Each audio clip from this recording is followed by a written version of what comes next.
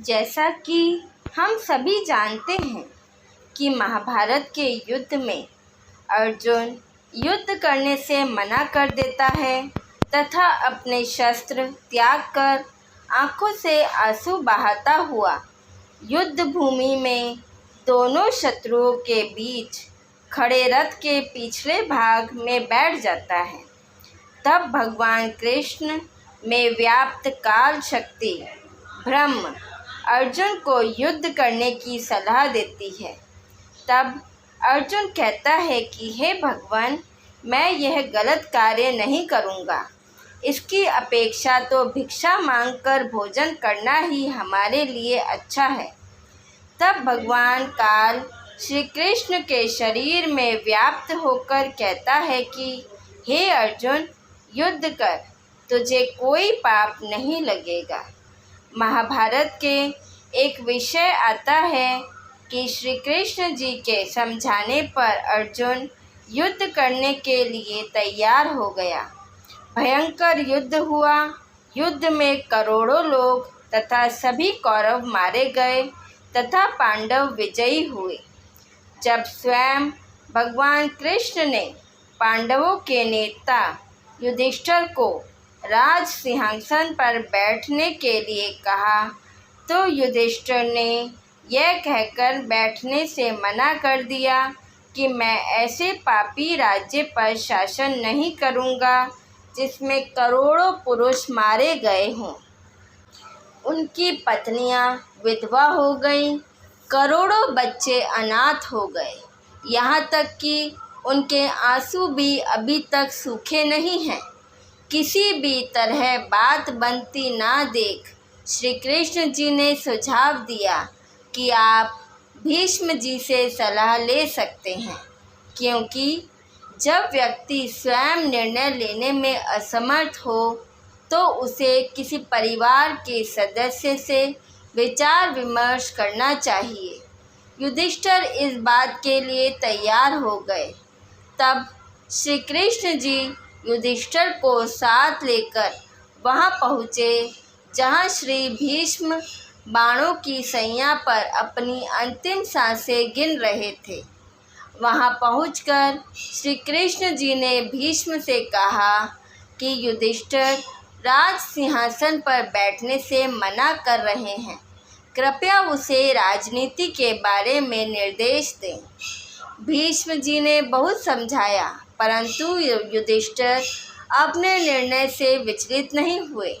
बस यही कहते रहे कि इस पापमय तथा रक्त रंजित राज्य को भोग कर मैं नरक में नहीं जाना चाहता।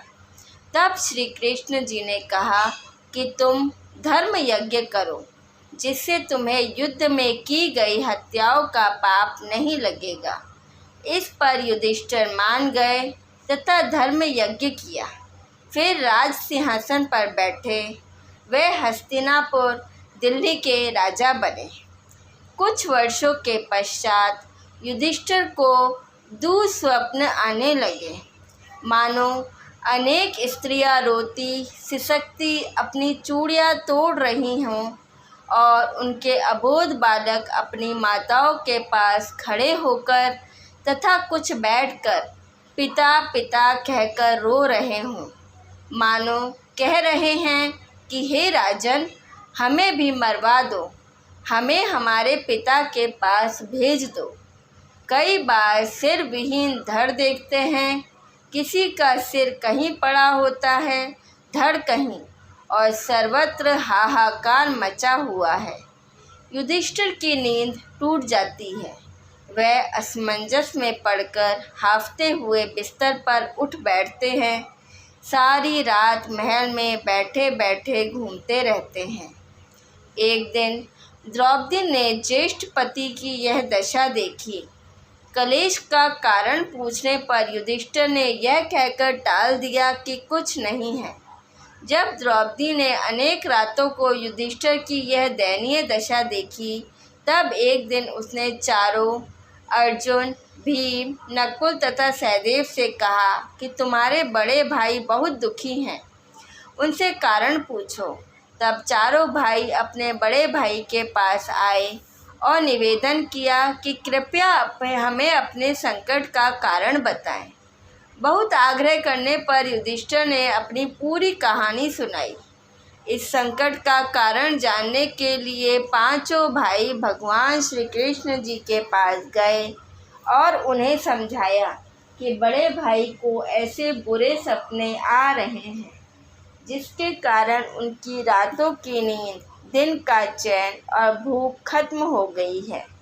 कृपया हमें इसका कारण और उपाय बताएं। सारी बात सुनकर श्री कृष्ण जी ने कहा कि युद्ध में किए गए पापों के कारण यह संकट आ रहा है। यज्ञ करने से ये पाप दूर हो जाते हैं। श्रीमद् भगवद गीता में बताया गया है, जो श्रेष्ठ पुरुष यज्ञ में स्थित देवता यानी पूर्ण परमात्मा को भोजन कराकर शेष भोजन खाते हैं, वे सब पापों से मुक्त हो जाते हैं। जो पापी लोग केवल शरीर निर्वाह के लिए भोजन पकाते हैं, वे पाप को ही खाते हैं, अर्थात यज्ञ करके सब पापों से मुक्त हो जाते हैं। कोई अन्य उपाय ना देखकर पांडवों ने श्री कृष्ण की बात मान ली। यज्ञ की तैयारियां हो गईं। श्री कृष्ण जी ने पृथ्वी के सभी मनुष्यों, ऋषियों, सिद्धों, साधुओं और स्वर्ग के देवताओं को भी आमंत्रित करने का सुझाव दिया। उन्होंने कहा कि जितने अधिक लोग भोजन करेंगे उतना ही अधिक पुण्य होगा, परंतु विशेष लाभ तो संतों और साधुओं से होता है।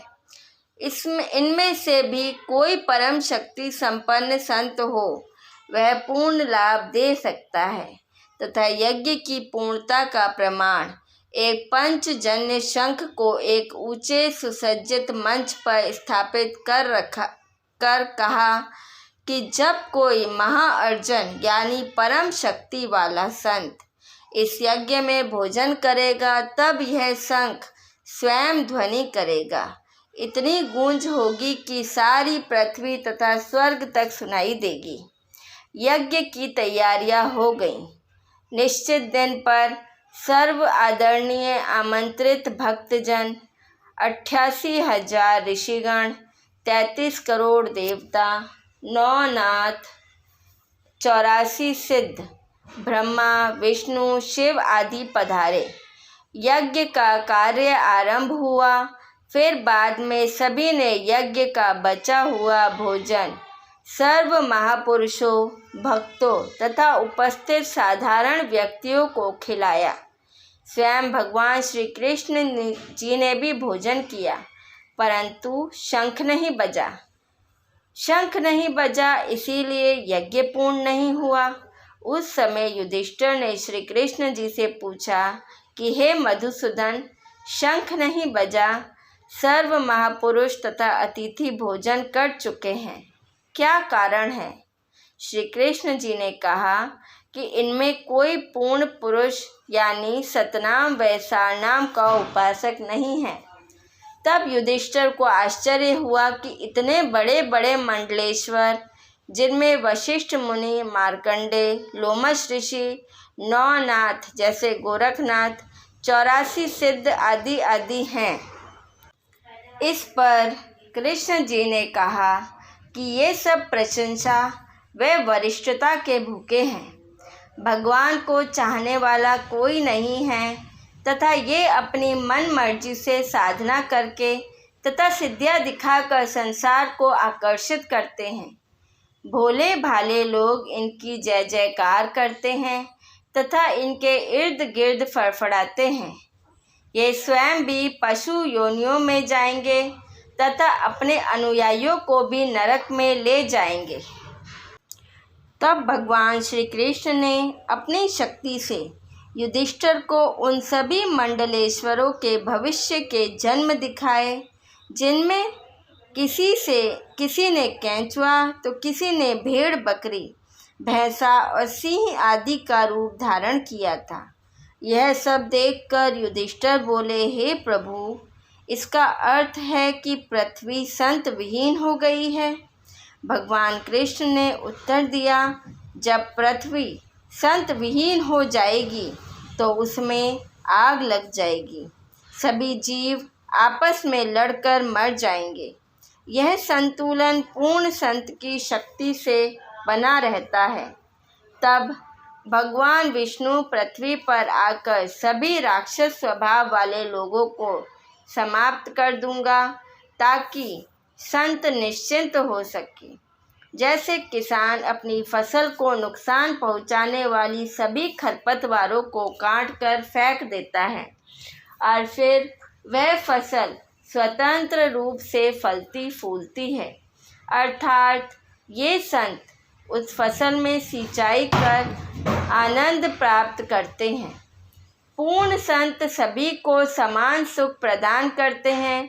जैसे पानी दोनों प्रकार के पौधों को पोषण देता है, वे सभी जीवों के प्रति दयावान होते हैं। अब मैं तुम्हें एक पूर्ण संत दिखाऊंगा। दिल्ली के उत्तर पूर्वी भाग में एक महात्मा रहते हैं, हमें उन्हें बुलाना है। तब युधिष्ठिर ने कहा, उस दिशा में संतों को आमंत्रित करने का दायित्व भीमसेन को सौंपा गया था। आइए हम बताएं कि वह उस महात्मा के पास गया था या नहीं। भीमसेन ने जब उसे बुलाकर पूछा तो उसने बताया कि मैं उनसे मिला था। उनका नाम सुपथ सुदर्शन है। वह वाल्मीकि वंश के हैं और गृहस्थ संत हैं। वह झोपड़ी में रहते हैं। उन्होंने यज्ञ में आने से मना कर दिया। इस पर श्री कृष्ण जी ने कहा कि संत लोग मना नहीं करते। उससे आपकी जो बात हुई वह हमें बताइए। तब भीमसेन ने आगे बताया कि मैंने उन्हें आमंत्रित करते हुए कहा कि हे संत परवर, हमारे यज्ञ में आने की कृपा करें। मैंने उन्हें सारी बात बता दी। तुरंत ही वह सुदर्शन संत जी कहने लगे कि भीमसेन, तेरा पाप युक्त अन्न खाने से संतों को पाप लगेगा। तूने बहुत हानि की है। करोड़ों प्राणियों को मारकर तू आज राज्य भोग कर रहा है। युद्ध में मारे गए सैनिकों की विधवा स्त्रियां तथा अनाथ बच्चे बार बार अपने पतियों तथा पिताओं को याद करके घंटों रोते रहते हैं। तब बच्चे माताओं से लिपट कर पूछ रहे हैं कि माँ, पापा छुट्टी पर नहीं आए क्या? वह कब आएंगे? हमारे लिए नए कपड़े लाएंगे? दूसरी लड़की कहती है कि मेरे लिए नई साड़ी लाएंगे। बड़ी होकर जब मेरी शादी होगी तो उसे पहनकर ससुराल जाऊंगी। वह लड़का जो 10 वर्ष का है कहता है कि इस बार मैं पापा से कह दूंगा कि आप नौकरी पर मत जाना। मेरी माँ तथा भाई बहन आपके बिना बहुत दुख भोगते हैं। जब देखो माँ आपको एकांत स्थान पर दिन रात याद करके रो रही है। या तो हम सबको अपने पास बुला लो या हमारे साथ रहो। नौकरी छोड़ दो। मैं जवान हो गया हूँ। तुम्हारी जगह मैं सेना में जाकर देश की सेवा करूँगा। तुम अपने परिवार के साथ रहो। पिताजी को आने दो, मैं उन्हें नहीं जाने दूँगा। उन्हें व्यथित होने से बचाने के लिए उनकी माँ ने उन्हें यह नहीं बताया कि तुम्हारे पिताजी युद्ध में मारे गए हैं, क्योंकि उस समय वह बच्चे अपने मामा के घर गए हुए थे। घर पर केवल सबसे छोटा बच्चा था जो 1.5 वर्ष का था। अन्य बच्चों को जानबूझकर नहीं बुलाया गया था। इस प्रकार उन अबोध बालकों की परस्पर बातचीत से व्यथित होकर उनकी माता का हृदय अपने पति की याद में शोक से भर गया। उसे शांत करके रोने के लिए वह दूसरे कमरे में चली गई और फूट फूट कर रोने लगी। तब सब बालक अपनी माता के ऊपर गिरकर रोने लगे। सगे संबंधियों ने आकर उन्हें सांत्वना दी।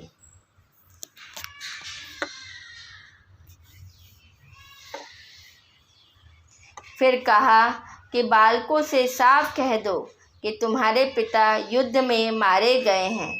जब बालकों को मालूम हुआ कि अब हमारे पापा कभी नहीं लौटेंगे, तो वे उस स्वार्थी राजा को कोसने लगे जिसने भाइयों के बीच भूमि के बंटवारे के लिए संसार के सपूतों का खून पिया। ये तो देश की रक्षा के लिए लड़ाई भी नहीं थी जिसमें हम यह मानकर संतोष कर लेते कि उन्होंने देश के कल्याण के लिए अपने प्राण दे दिए। इस खूनी राजा ने अपने भोग विलास के लिए खून खराबा मचाया है। अब वह खूब मौज कर रहा है। आगे मुनि सुपथ सुदर्शन कह रहे हैं कि भीम, ऐसे करोड़ों प्राणी युद्ध की पीड़ा से पीड़ित हैं। इनकी पीड़ा तुम्हें करोड़ों यज्ञ करने पर भी चैन से नहीं रहने देगी। ऐसा निकृष्ट भोजन कौन खाएगा? यदि तुम मुझे बुलाना चाहते हो तो पहले किए गए 100 यज्ञों का पुण्य मुझे देने की प्रतिज्ञा करो, अर्थात मुझे 100 यज्ञों का फल दो, तब मैं तुम्हारे यहाँ भोजन करूँगा। सुदर्शन जी के मुख से यह सुनकर भीम ने बताया कि मैंने कहा था कि तुम विचित्र आदमी हो, 100 यज्ञों का फल मांग रहे हो। यह हमारा दूसरा यज्ञ है, हम तुम्हें 100 का फल कैसे दें? अच्छा है कि तुम ना आओ। वैसे ऐसा नहीं है कि तुम्हारे बिना यज्ञ पूरा नहीं होगा। सारी बातचीत सुनकर श्री कृष्ण बोले, भीम, संतों के साथ बुरा व्यवहार नहीं करना चाहिए। 7 समुद्रों का अंत तो मिल सकता है, परंतु सतगुरु कबीर साहेब के संत का अंत नहीं मिल सकता। 3 लोक भी उस महात्मा सुदर्शन सुपच के एक बाल के बराबर भी नहीं हैं। मेरे साथ चलो और परमपिता परमेश्वर के उस प्रिय हंस को ले आओ। ऐसा बुरा भोजन कौन खाएगा? यदि आप मुझे बुलाना ही चाहते हो तब 5 पांडव तथा भगवान श्री कृष्ण नंगे पांव सुपच की कुटिया पर पहुँचे। उस समय स्वयं कबीर साहब करुणामय साहेब जी सुपच के गुरुदेव थे, क्योंकि द्वापर युग में कबीर साहेब जी अपने सतलोक से करुणामय नाम से आए थे तथा अपने सतलोक का सत्य ज्ञान सुनाया था। सुदर्शन का रूप धारण करके सुपच की कुटिया में बैठ गए तथा अपनी गुप्त प्रेरणा से सुदर्शन के नाम में इच्छा उत्पन्न करके उसे बहुत दूर किसी संत या भक्त से मिलने के लिए भेजा, जिसके लिए उसे बहुत दिन लगने वाले थे। सुदर्शन के रूप में सद्गुरु का तेज तथा शक्ति देखकर सभी पांडव अत्यधिक प्रभावित हुए। श्री कृष्ण जी ने स्वयं सुदर्शन जी को दंडवत प्रणाम किया। फिर उनका अनुसरण करते हुए सभी पांडवों ने भी वैसा ही किया। तब कृष्ण जी की ओर देखकर सुपथ सुदर्शन ने आदरपूर्वक कहा कि हे त्रिभुवननाथ, आज आप इस गरीब के द्वार पर कैसे पधारे हैं? ये मेरा सौभाग्य है कि आज मुझ तुच्छ को दर्शन देने के लिए स्वयं दीनानाथ विशंबर पधारे हैं। उन्होंने आदरपूर्वक सबको आसन दिया तथा आने का कारण पूछा। उस समय श्री कृष्ण जी ने कहा कि हे सर्वज्ञ, आप तो सारी स्थिति से परिचित हैं। पांडवों ने यज्ञ किया है, आपके बिना वह पूर्ण नहीं हो रहा है। आप उन पर अपनी कृपा करें। उसी समय वहां उपस्थित भीम की ओर संकेत करते हुए महात्मा जी ने कहा कि यह वीर मेरे पास आया था तथा इसने अपनी विवशता मुझसे कह रहा था। उस समय श्री कृष्ण जी ने कहा कि हे पूर्ण ब्रह्म, आपने स्वयं ही अपनी वाणी में कहा है कि संत मिलन को चा लिए तज माया अभिमान, ज्यों ज्यों पग आगे धरे सो यज्ञ समान। आज 5 पांडव राजा हैं और मैं द्वारिकाधीश राजा होते हुए भी नंगे पैर यहाँ आया हूँ। अहंकार का लेश मात्र भी नहीं है।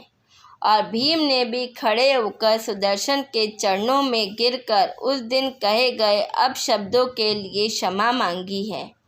अतः हे नाथ, आज आपके दर्शन के लिए आपके पास आए आपके 6 सेवकों के चरणों के बराबर यज्ञ का फल स्वीकार करके 100 चरण स्वीकार कीजिए और शेष हम भिखारियों को दीजिए, जिससे हमारा भी कल्याण हो। उपस्थित सभी लोगों में ऐसी विनयशीलता देखकर सुदर्शन यानी करुणामय रूपधारी जगत गुरु साहेब बहुत प्रसन्न हुए। कबीर साधु भूखा भाव का, धन का भूखा नाही, जो कोई धन का भूखा वो तो साधु नाही।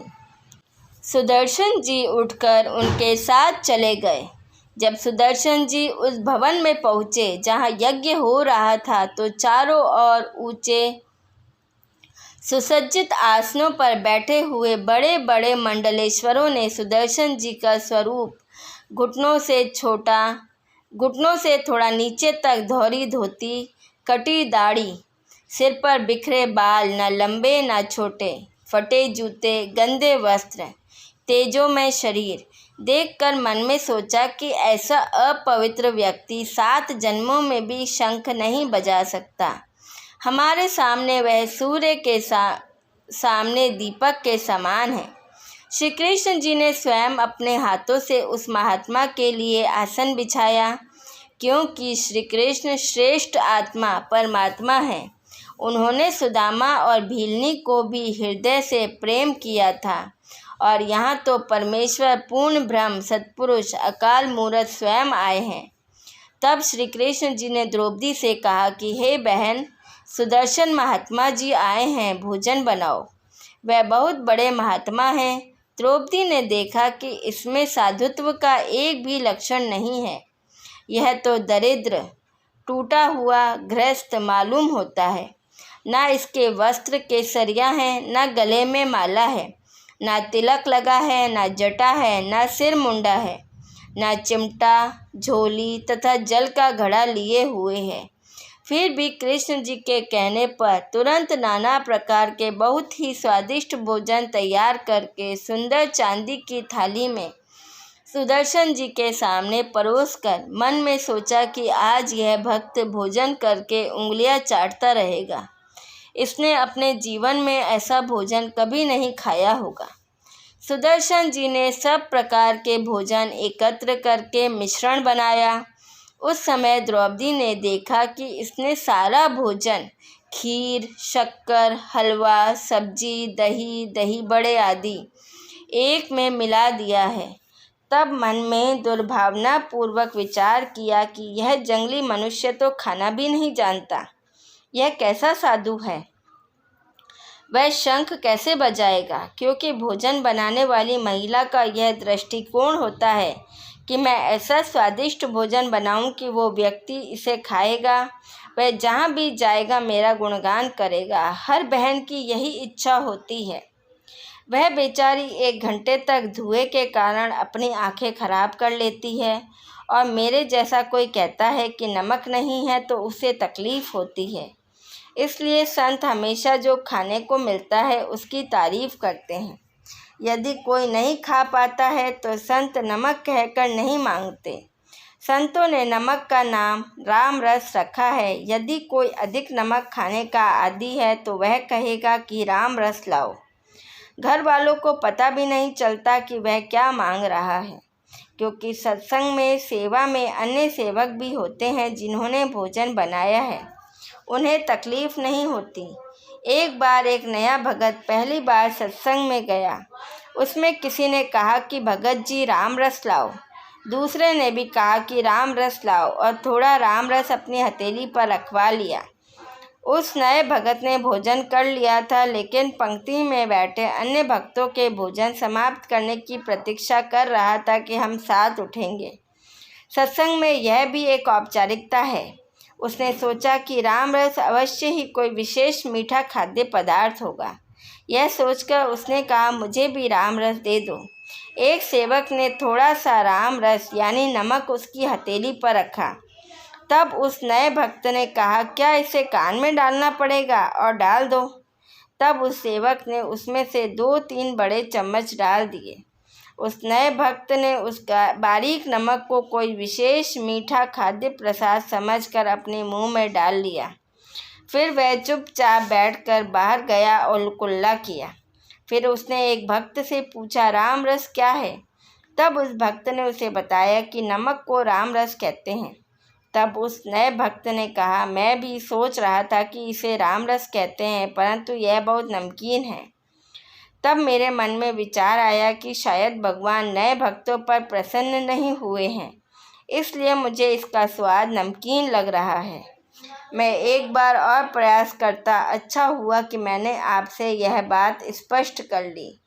तब उसे बताया गया कि नमक को रामरस क्यों कहते हैं।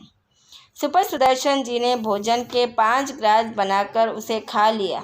शंख की ध्वनि 5 बार हुई, उसके बाद शंख की ध्वनि नहीं हुई।